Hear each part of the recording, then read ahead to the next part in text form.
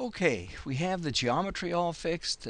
We have the fixed and pinned nodes here at the bottom. Our member's been shortened. We're ready to now apply the loads to our structure. So go to the load page up here, and up pops this dialog box. Now there are two things that we have to do here. First, we have to define the basic loads. Remember, we've got a distributed load across the horizontal member. We have a wind load, and then we'll also make a third load required for code, which will be a combination of the wind and the dead load. And before we assign and define the loads, we need to change our units of measure back. We mustn't forget this, back to feet, because we're using kips and feet units. Okay, now that we've got our units all set and we're on our load and definitions page, let's click Load Cases Details and click Add. That'll bring up this dialog box for adding a new load case.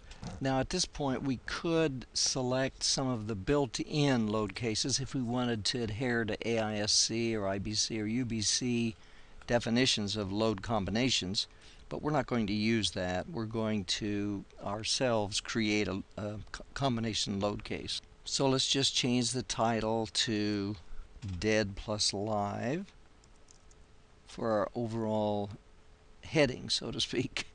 And you can see it pops up over here. So next we just select the Dead plus Live and see all the options that appear over here. Under member load, just click on that, opening it up, and we can see that we can have all these different types of loads: uniform force, moment, concentrated force, and so on. Hydrostatic, my goodness. And notice the nodal load instead of member, if that was necessary, a physical member load, area, floor, plate, surface, solid, and so on. We're going to apply our loads directly to the member in this case. We'll be doing a uniform force, where we're going to apply, what was it, 2.5 kips per foot in a downward direction, so minus 2.5 in a downward direction. And we just click Add to add that to our list, and see it appears over in the tree structure here. So our overall heading was Dead plus Live loads, and now we've got our dead load uniform force along the horizontal member. So once again, we click on Load Case Details, wind from left. Just type that in, wind from left, and add that. So as you come over here, you can see now we have we have the 2.5 kips per foot downward, and we have wind from left. So select our new load, wind from left, add the new load, and then this time go to nodal loads and make it 10 kips in a positive direction from the left, and add that load. So we close the dialog, go back and click on Load Case Details, Add.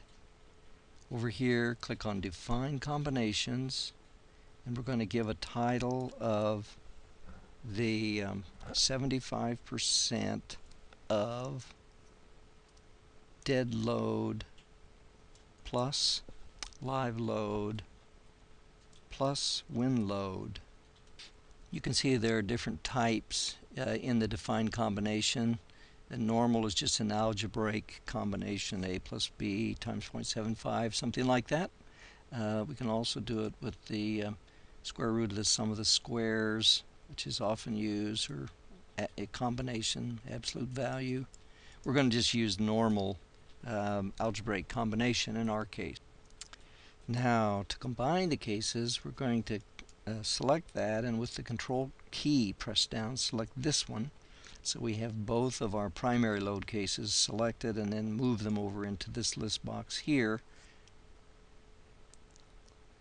And then we'll want to change the factor to 0.75, and that'll actually be in both cases. So I'll just paste, this is just regular window, so we'll just paste that in. So we've got 0.75 times load case 1, 0.75 load case 2, and we're going to add them together to make our current load case. And you can see over here where we've got it correct. So now we have 2 primary loads, and we've got our load case 3, this is 75% of, and it's added here. So we've completed our creation of the 3 load cases. Click Close. And at this point, we're ready now to take our load cases and assign them to the members that we have. Okay, so now to assign the loads to the members, the first thing that we do is we select the first load. Remember that one, the uniform load on the horizontal member, and having this set to use cursor to assign, we click on Assign, come over, notice the cursor changes to the this symbol, take the pointer and assign it. Now to stop assigning, you just go back and click on this word again, or click Escape, either one. And for the second load, we just grab this one from the top, click Assign again, and click on Node 2. You may worry at this point that once we applied this load, what happened to the horizontal load? Well, it's just whichever load is selected over here will be the one that displays at that point. So there's our 2 loads, both properly placed. Okay, there are 2 types of analyses that we're required to do. Now that we've assigned our loads to the members and everything's defined, we need to do a linear static type of analysis, and then also a static equilibrium report. So to specify the type of load, the analysis that we're going to do, we come over here and click Analysis, Print, and Analysis, and say Statics Check, and we add that and close. Next, we'll go back to the Analysis Print and click Post Print.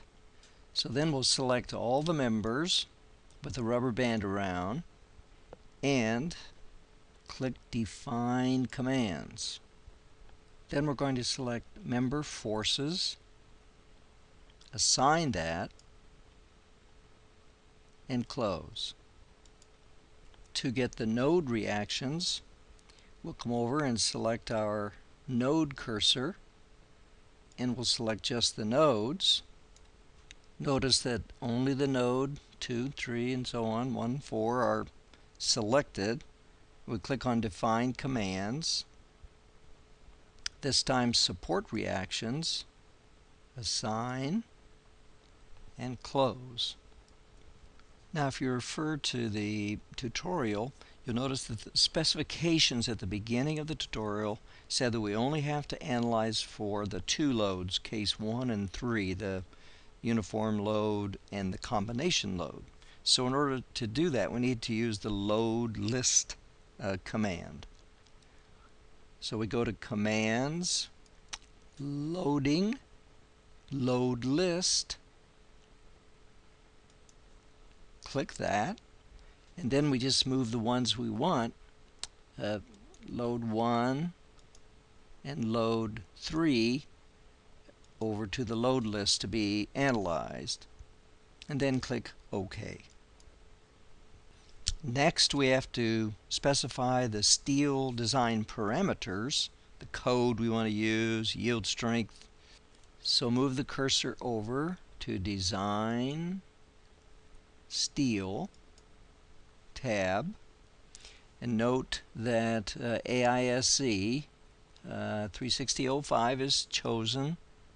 Drop down to the Define Parameters command. We want to find the yield strength parameter. There it is. And we're going to change that from 5184 to 5760. Click Add. And you can see we have that now. Close. Define parameters again. For the remaining parameters, we're going to set, according to the tutorial, UNT to 10 and UNB to 10. UNT, the unsupported length of the top of the flange. For calculating bending capacity, we'll add that. UNB, the same on the bottom, 10. We'll add that. And finally, track 2, which is to print the design output at maximum detail level. You see the other options. Add that, close, make sure they're all entered, which they are. Now the next step is to assign these parameters to the members, and you recall from the beginning the yield strength is the same for all three. Use cursor to assign. Click this assign, and then we're going to add the specifications of yield strength to these three members. The remaining parameters are to be assigned to members 2 and 3. Again, using cursor to assign, select one of them and click on the two members to which that applies. Click again on the assigning or escape. Now, the next thing to do is we've got to tell STAAD to select the least weight cross-section which satisfies code requirements for the loading that we have on our structure. So we click Commands, and then in the dialog that appears, click the Select tab, Add, Close. So we want to assign that to the members that we wish to find the minimum weight of. So we select, or rather click on, highlight, select. Let's use cursor to assign, and then click on member 2, member 3. Okay, since this sort of sub-optimizer might reduce the member sizes for 2 and 3, or change them at least, we'll need to, it'll change the whole stiffness of the structure, and we'll need to take that into account for the displacements and whatnot. So what we're going to do is tell it to reanalyze, but don't print this time, because we don't need the static check again. So we click Tabs, Analysis, Print, Analysis,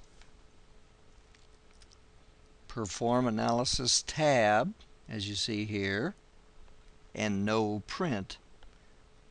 Add that, close.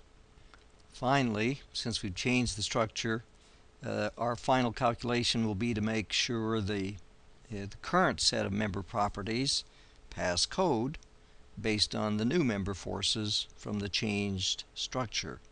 So we have to do code check again. So we go to Design, Steel, tab again, Define Parameters again, and this time we make our track 2 to reprint the design output, add and close. And we go on to select Commands, Design,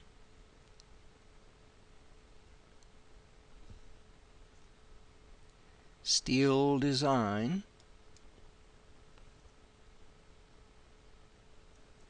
so we click Commands in the Steel Design whole structure dialog, and up comes Design Commands. We want to tell it check the code, and we'll just say add that, close, highlight the check code, and since we want it to everything, we'll assign to view and assign it. It says you're going to do the whole view. Yep, that's fine.